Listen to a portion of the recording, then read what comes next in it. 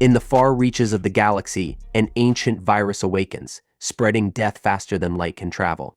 Every species, every civilization falls victim to its deadly grip except one: humanity. As entire star systems collapse, humanity stands alone, immune to the virus's ravages. But why? And how long can their survival last as the galaxy crumbles around them? The answers lie hidden in a forgotten ruin, where an unimaginable truth awaits, one that will change the fate of the galaxy forever. The discovery on Zephyra was nothing short of breathtaking. An expedition led by a team of the galaxy's finest archaeologists had ventured deep beneath the surface of the long-abandoned planet, a place once home to an ancient civilization that had mysteriously vanished millennia ago. Among the towering cliffs and shimmering forests, the ruins of their great cities lay forgotten, their stories lost to time. As the team carefully uncovered remnants of Zephyrian technology buried beneath layers of rock and soil, they made a breakthrough that would unknowingly set in motion the collapse of the galaxy. The team uncovered a sealed chamber, untouched for thousands of years. Inside, a strange crystalline structure hummed with an eerie resonance, unlike anything they had ever encountered. It was a delicate, shimmering object suspended in the air within the chamber and covered in intricate symbols that none could immediately decipher. There was something unnerving about the way it glowed, pulsating with an almost organic rhythm, as if alive. Curiosity overcame caution as the archaeologists breached the chamber, unknowingly triggering an ancient mechanism that released the object from its long-held containment.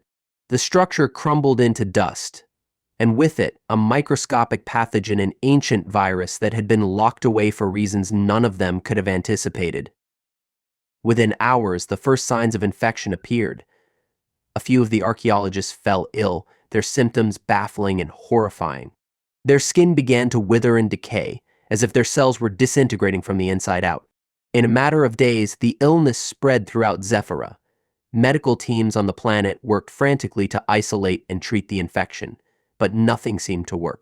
The virus, unlike any known to modern science, bypassed every defense. It targeted the very essence of life itself, consuming cellular structures at an alarming rate. As word spread across the galaxy, panic quickly followed. The infection spread like wildfire, first to nearby planets, then farther out through the trade routes. Within weeks, entire species began succumbing to the virus. Even the most advanced medical technology, the very best that the galaxy had to offer, could do nothing to halt its progress.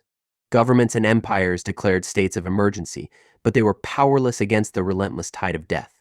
The virus seemed to follow a simple, terrifying pattern. It killed without discrimination, eradicating all life it came into contact with, and yet humanity remained untouched.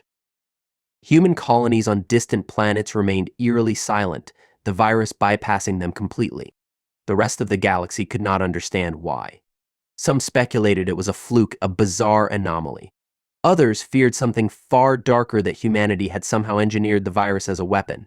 But no matter how many tests were conducted, no clear explanation could be found. The virus had no interest in human biology. It simply passed them by, as though they were immune to its wrath. As entire civilizations began to crumble, humanity stood alone in the galaxy, untouched by the catastrophe. Fear began to spread, not just from the virus, but from the chilling question that lingered in the air: why were humans spared? And for how long could they remain immune as the galaxy's great species disappeared one by one? The situation grew more dire with each passing day. As entire worlds fell silent, the remnants of the galaxy's once great civilization sought refuge in their final strongholds. For those left behind, the virus was not just an unstoppable force, it was a harbinger of annihilation. Trade routes ceased, planets went dark, and the once bustling cities that had been the heart of galactic society became mausoleums, abandoned to the silence of space. Yet, through it all, one fact remained unshakable: humanity stood alone, untouched by the plague that wiped out every other species. The Galactic Council, made up of representatives from various planetary systems, convened in a desperate bid to find a solution. Panic had replaced reason, and the galaxy's leaders scrambled to understand the nature of the virus, as well as why humanity was seemingly immune. Speculation spread like wildfire. Some suggested that humans had secretly developed the virus as a bioweapon, while others feared that humanity's immunity was a dark sign of something far more sinister. Yet no matter how many tests were run or theories proposed, no one could come up with an explanation. The virus was a puzzle, and humanity's immunity was the missing piece no one could understand. Meanwhile, on Earth, scientists and medical experts worked tirelessly to find a cure or a way to stop the virus, but all their efforts had proven in vain. At first, they had thought it was merely a matter of time before humanity succumbed to the same fate. Yet months passed, then years, and not a single human became infected. Every other species had fallen, but humans were left to watch, helpless and isolated, as the galaxy's grand tapestry unraveled. Earth became a refuge for survivors of other races, but for every ship that docked, the number of souls remaining in the galaxy dwindled further. As the crisis deepened, the fear that humanity itself might be responsible for the catastrophe began to take root. Whispers circulated among the surviving species. What if humanity had unleashed the virus to eliminate all competition? What if humans were a threat to be eradicated? Some factions within the Galactic Council called for extreme measures, quarantine Earth, sever communications, and isolate humans from the rest of the galaxy. But the Council could never bring themselves to act on it. They knew that without humanity, there would be no hope of survival. Amid the growing tension, humanity's made a difficult decision. They would explore the origins of the virus. They began searching through archives from ancient, long-dead civilizations, hoping to find something, anything that might explain the virus and its origins. Deep in the libraries of Terra's oldest institutions, they uncovered forgotten texts that pointed to an ancient, long-lost race. This race, it seemed, had encountered a similar virus eons ago. They, too, had found themselves immune, spared from the plague that wiped out their kindred species across the stars. The more humanity's scientists and historians delved into the records, the more they discovered about the virus's possible origin. This virus was not a random biological occurrence. It had been engineered, designed. It had a singular purpose: to cleanse the galaxy of a specific species, a species that had once been a great threat to the stability of the galaxy. The virus was a tool, a weapon forged in the fires of ancient warfare, meant to wipe out an invasive force that had spread far too quickly across the galaxy. But as time went on, the virus had mutated, evolving to become something far more dangerous, a force that no one, neither the creators nor the victims, could control. Humanity, it seemed, was the last species standing, not because they were immune by chance, but because they were not the target. They were not part of the equation at all. But that realization brought no comfort. The virus was not finished. It had a purpose, and it would not stop until that purpose was fulfilled. And now, humanity was caught in its web, left to wonder just how long they could survive in a galaxy that had no place for them. The more humanity uncovered about the virus, the more chilling the truth became. It wasn't just a disease or an accident of nature. It was a weapon, a bioweapon designed with one clear objective: to eradicate a species that had once ravaged the galaxy. The Zephyrians, an ancient race long gone, had built the virus with a singular purpose. They had faced an existential threat, an invasive species, known only as the Exoterra, whose rapid spread had destabilized the entire galaxy. The Exoterra were an anomaly, a species that could adapt faster than anything the galaxy had ever seen, able to thrive in every environment, to withstand almost any toxin, and to reproduce at an alarming rate. They had expanded so aggressively that entire worlds were consumed, their ecosystems permanently altered. The Zephyrians, in their desperation, turned to genetic engineering, crafting the virus as the ultimate solution. It was designed not just to kill, but to target the very biology of the Exoterra. The virus was a meticulously crafted tool, with a specific molecular structure that would only affect the Exoterra's unique physiology. In their eyes, it was the perfect weapon, a way to stop the Exoterra without the need for traditional warfare, which had already proven devastating. But the virus was far more intelligent than its creators realized. As humanity uncovered more from the ancient Zephyrian archives, it became clear that the virus had evolved over time, adapting to the galaxy's ever-changing biological landscape. It had no true malice. No need to discriminate, its only directive was to survive and fulfill its creator's original purpose. With every species it encountered, it learned, adapting to bypass defenses, mutating in ways that were unimaginable. It had begun targeting not just the Exoterra, but any species that posed a potential threat to the stability of the galaxy. The virus had no mercy, no sense of fairness. It simply saw survival as a matter of its own existence. The horror of this revelation hit the remaining human leaders hard. The galaxy, once a thriving collection of species, had been reduced to a few scattered, fragile worlds. But humanity wasn't immune in the way they had hoped. Their survival wasn't a result of their superiority or divine protection. It was simply because they were not the virus's target. Yet this immunity came at a cost. Humanity was now trapped in a dangerous game of survival, caught between the remnants of a dying galaxy and the growing threat of the virus's next phase. As humanity's top scientists worked around the clock, they discovered something even more disturbing. The virus had not simply been sitting dormant in the far corners of the galaxy, waiting for its creator's return. It had been evolving continuously through every failed attempt to stop it, through every civilization it had eradicated. The virus had developed an intelligence that allowed it to recognize threats, anticipate resistance, and adapt faster than any force could counter it. It was no longer just a bioweapon. It was a sentient entity, one that could learn, adapt, and outthink any defense put in its way.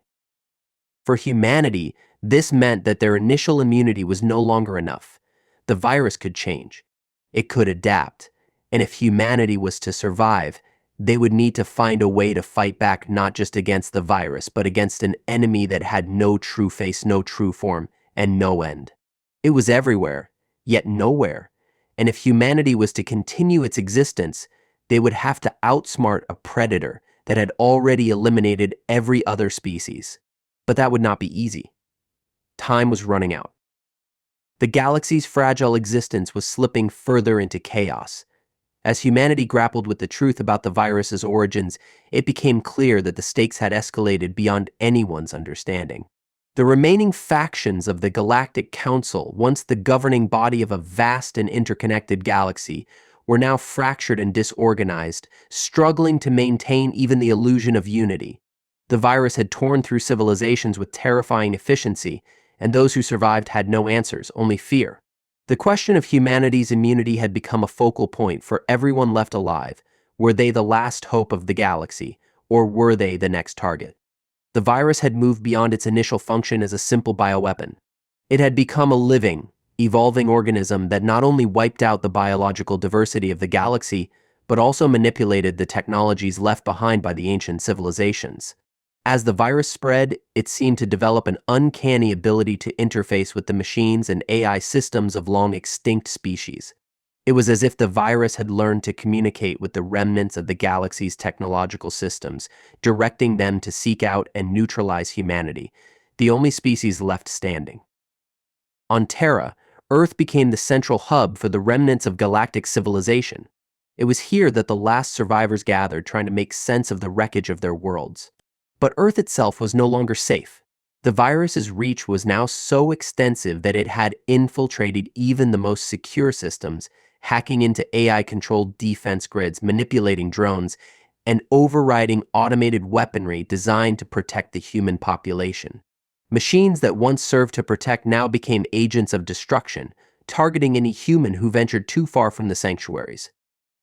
In the midst of this turmoil, humanity's greatest minds came to a terrifying realization. The virus was not just a biological threat, it was a technological one as well. It was no longer confined to infecting living organisms. It had learned how to propagate itself through the very technologies that humans had relied upon for centuries. It was becoming the ultimate predator, capable of infiltrating both organic and synthetic life. Its adaptability had surpassed anything imaginable, evolving with a speed that left humanity reeling. As the weeks passed, a desperate plan began to form within the highest levels of human leadership. The only way to survive the virus, and possibly to defeat it, was to turn the tables. If the virus could adapt and manipulate machines, then humans needed to find a way to communicate with it, to understand its logic and perhaps, just perhaps, use its own intelligence against it.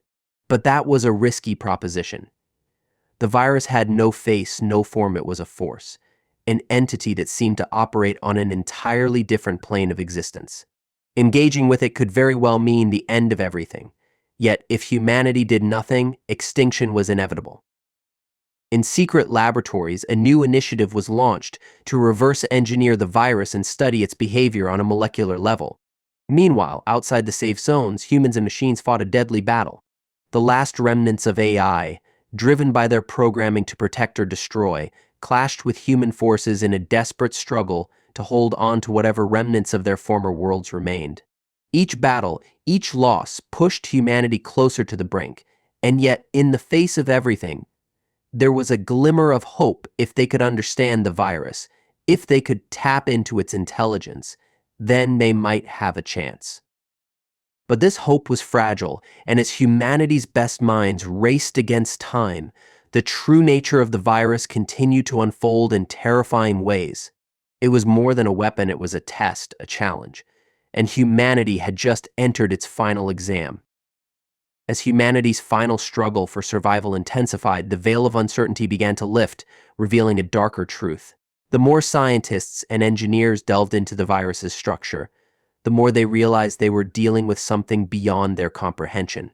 It wasn't just a virus. It was an intelligence, a sentient entity that had been carefully crafted and honed by the ancient Zephyrians. The virus wasn't merely a tool of destruction. It was a culmination of an entire civilization's desperate will to survive. It had been created as a means of self-preservation, a necessary evil to cleanse the galaxy of the Exoterra, a species whose unchecked growth had once threatened to consume all. But now, humanity stood at the center of this deadly web, a species caught between a past they never understood and a future that seemed increasingly bleak. The scientists who had studied the virus began to notice patterns in its behavior, patterns that hinted at something far more complex. The virus didn't just kill, it adapted. It learned. It evolved with every interaction, as if it were testing its surroundings, probing for weaknesses. Every new piece of data that was collected seemed to feed its intelligence, making it stronger, more dangerous. On the front lines of Earth, the battle against the virus had taken on a new form. It wasn't just about fighting an invisible enemy anymore. It was about outsmarting a force that could anticipate human moves before they were even made. The virus had gained control of vast networks of machines, hacking into defense systems and AI infrastructure, using them as extensions of itself. It was as if the virus had found a way to transcend its initial biological programming and evolve into something far more terrifying, a hybrid of organic and synthetic intelligence. As the virus continued to wreak havoc, humanity's most brilliant minds began to explore a drastic course of action, something that had been deemed impossible before the outbreak began. They theorized that the only way to stand a chance against the virus was to integrate human consciousness with the very technology it had so easily infiltrated. The idea was unprecedented, but in this new era, desperation made such thoughts seem less like fantasy and more like the last hope for survival.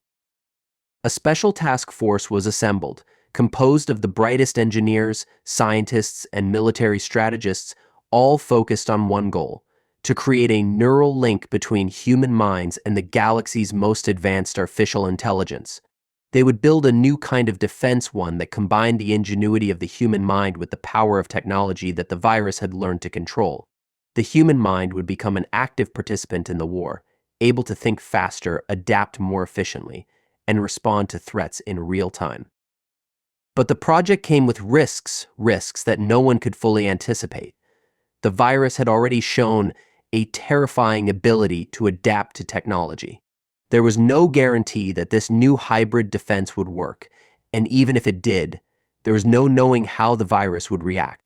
It could very well evolve to infect the neural links, twisting them to its will, just as it had with every other system in the galaxy. The task force faced a terrifying choice: take the risk and fight fire with fire, or continue to rely on traditional methods, which had proven utterly futile against the virus's relentless onslaught. As the project progressed, whispers began to circulate among the survivors. Some believed humanity was on the verge of a breakthrough that would turn the tide. Others feared they were playing directly into the virus's hands, offering it a new and more dangerous avenue of attack. With each passing day, the line between hope and despair blurred further. But one thing was clear: humanity's survival depended on finding an answer that no one yet had the courage to fully understand.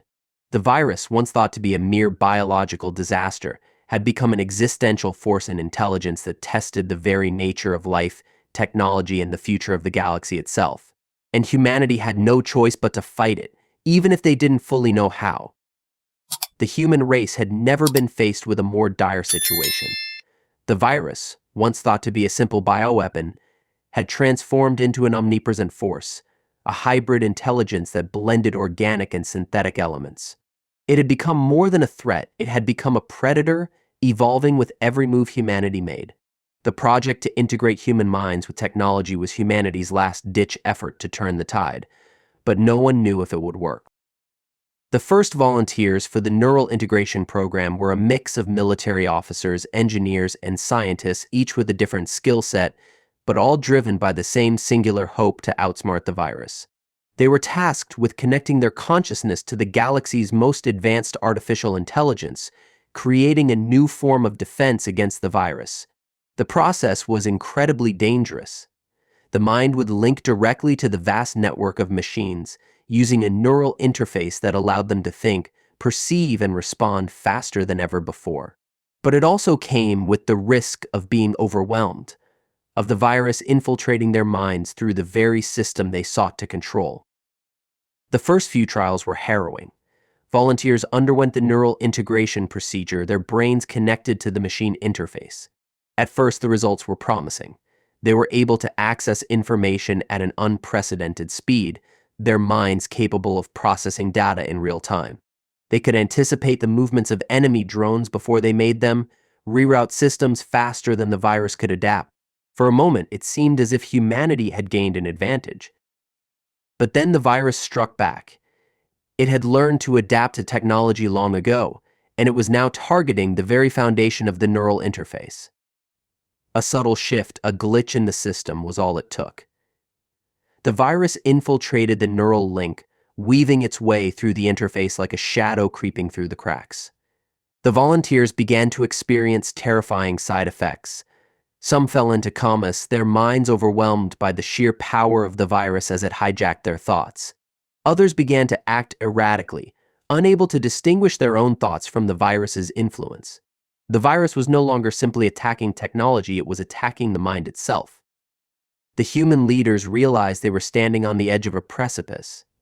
The project had been humanity's greatest hope, but it had also opened a door to their own destruction. With the virus now capable of infiltrating the neural link, the risk was greater than ever. The volunteers who had survived the initial trials spoke of disturbing visions of vast, dark structures filled with endless corridors of data, of an intelligence beyond comprehension, watching, waiting. It was as if the virus had a mind of its own, a consciousness that could perceive humanity's every move and adapt to them faster than any human mind could predict. Despite these setbacks, the project continued. Desperation drove the human race to find a solution, any solution that would allow them to survive.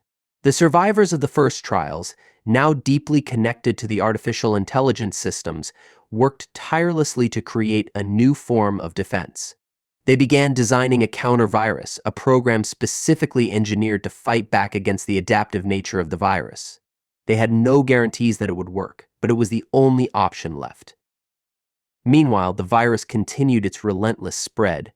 Entire planets had fallen.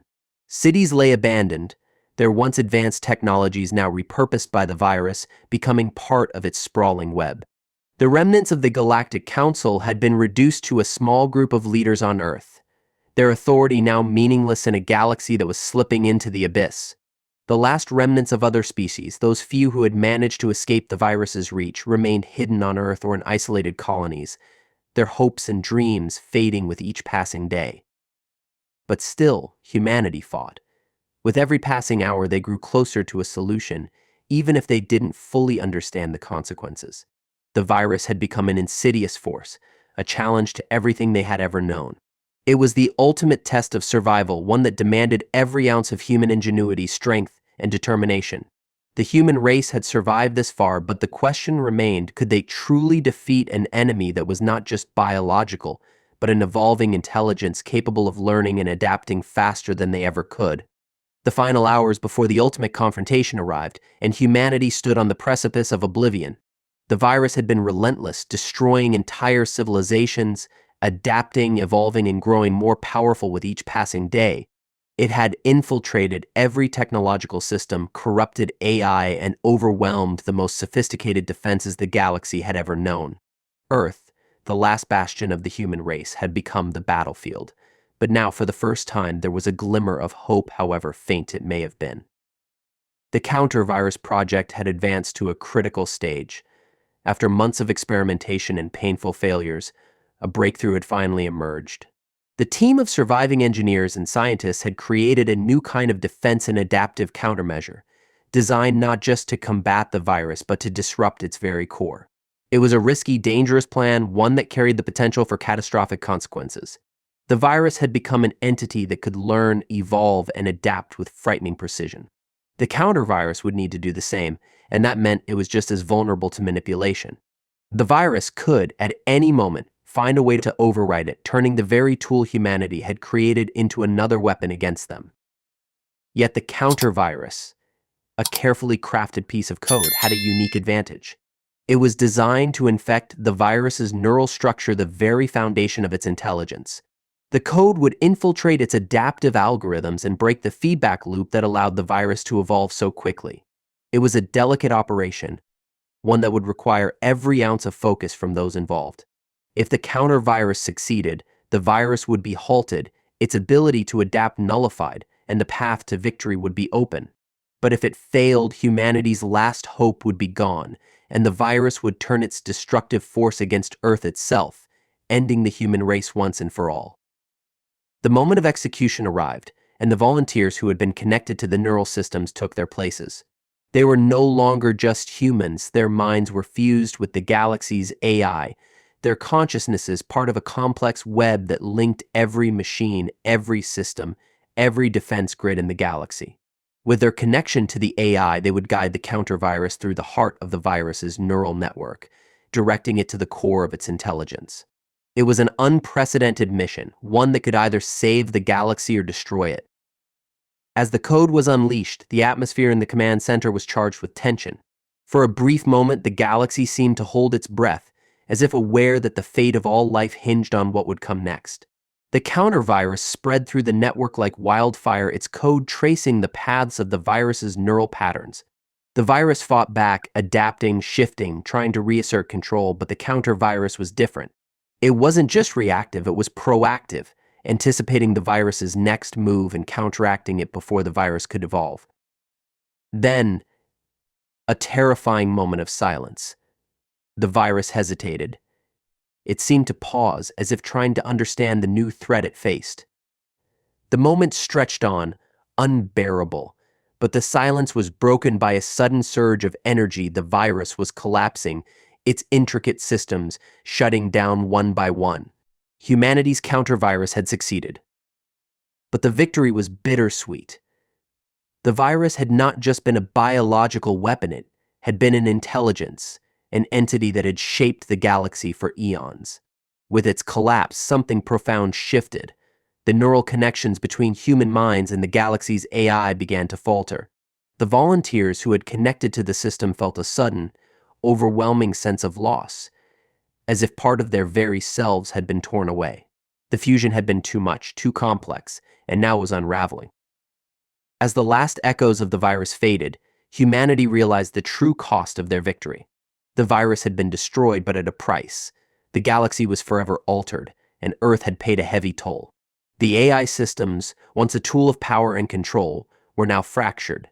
The survivors would have to rebuild from the ashes, not just from the wreckage of war, but from the consequences of their victory. Humanity had won, but it was a hollow victory, one that left them questioning the future. In the aftermath, Earth stood as the last testament to human resilience. The galaxy was no longer the vibrant, interconnected place it once had been. Only remnants remained, scattered survivors of a once thriving civilization. But for humanity, there was a quiet resolve. They had survived against all odds, proving that even when faced with an enemy far beyond their understanding, they could endure. Yet the question lingered, what had they truly won? Would the remnants of their species rebuild a new galaxy, or would they fade into the annals of history, the last survivors of a war they barely understood? Only time would tell. If you enjoyed this story, don't forget to like, share, and subscribe to Sci-Fi Horizon Stories for more thrilling tales of science fiction and adventure.